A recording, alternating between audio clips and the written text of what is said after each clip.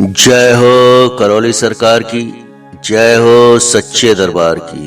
बोलो राधा रमण हरि बोल। ओ भक्तों, इसके पहले कि आपने घटना देखी स्वामी राधा रमण जी की चमत्कारिक घटना, वह घटना जिसमें वह जिस स्वामी को गुरु बनाने गए होते हैं वह स्वामी खुद ही स्वामी राधा रमण मिश्र जी के शिष्य बन जाते हैं।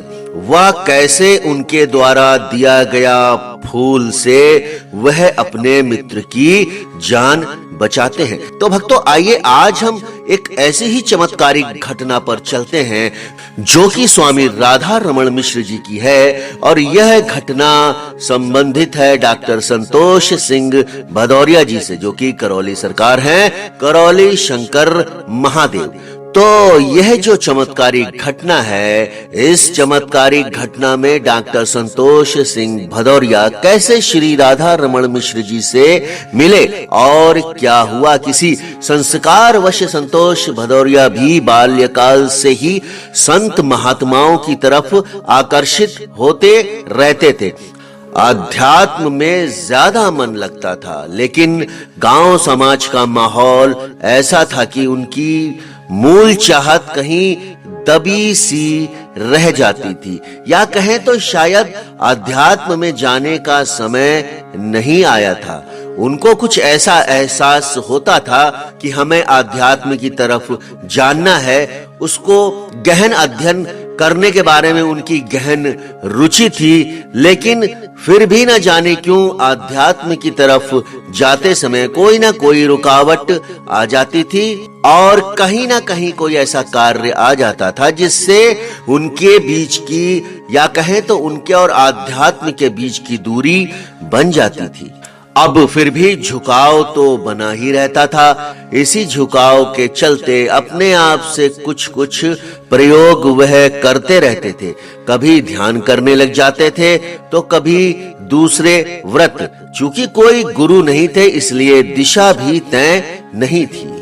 फिर भी स्वयं प्रयासों में कोई कमी नहीं थी। करीब 18 वर्ष की आयु में ही यह व्रत ले लिया था कि वह जीवन भर अन्न ग्रहण नहीं करेंगे, केवल फल और वनस्पति खाकर ही जीवित रहेंगे। चूंकि जिसकी जैसी प्रवृत्ति होती है उसे वैसे ही लोग मिलते जाते हैं, और दिशा भी उसी प्रकार की तय होती जाती है। उसी आधार पर एक पहचान सम्मान का भी अलग स्थान बन जाता है।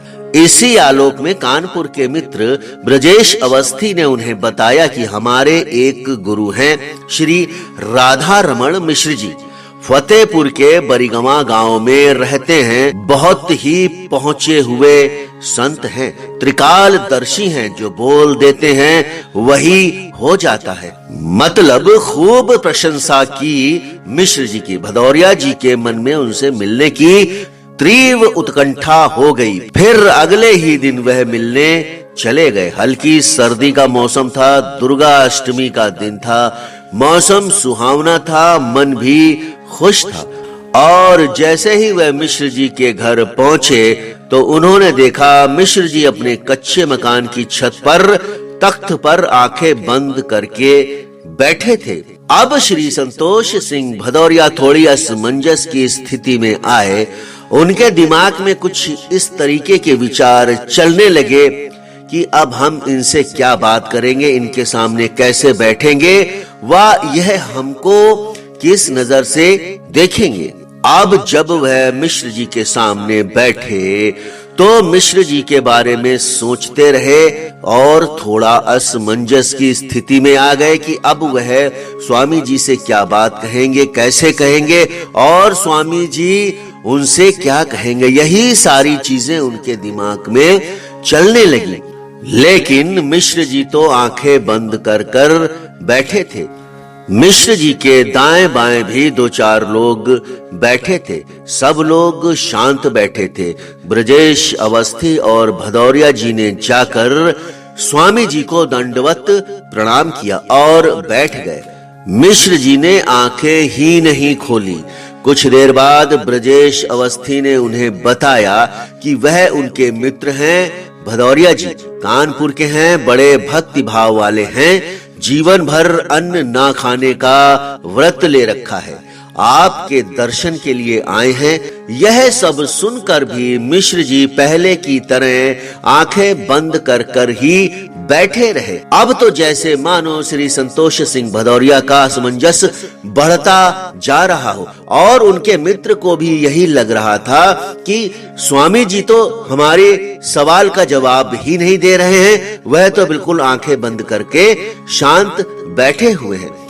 अब दोनों लोग असमंजस की स्थिति में स्वामी जी के सामने बैठे थे, कुछ भी नोटिस नहीं किया, स्वामी जी केवल शांत बैठे रहे।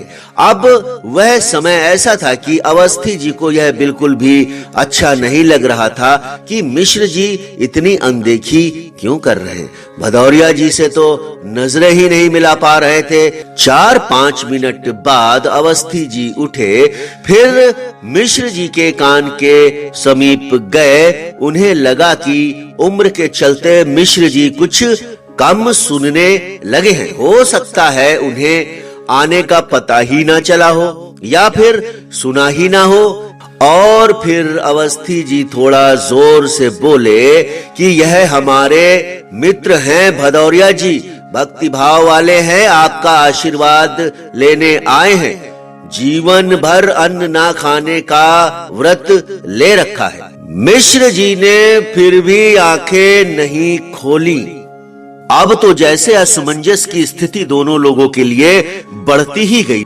दोनों लोग यही सोच रहे थे कि यह हमारी बातों का जवाब क्यों नहीं दे रहे, क्या यह सुन नहीं रहे हैं या फिर सुनकर भी यह हमारी बातों का जवाब नहीं दे रहे हैं, वह अपनी ही पूजा में लीन है। अब दोनों लोगों की असमंजस की स्थिति बढ़ती जा रही थी।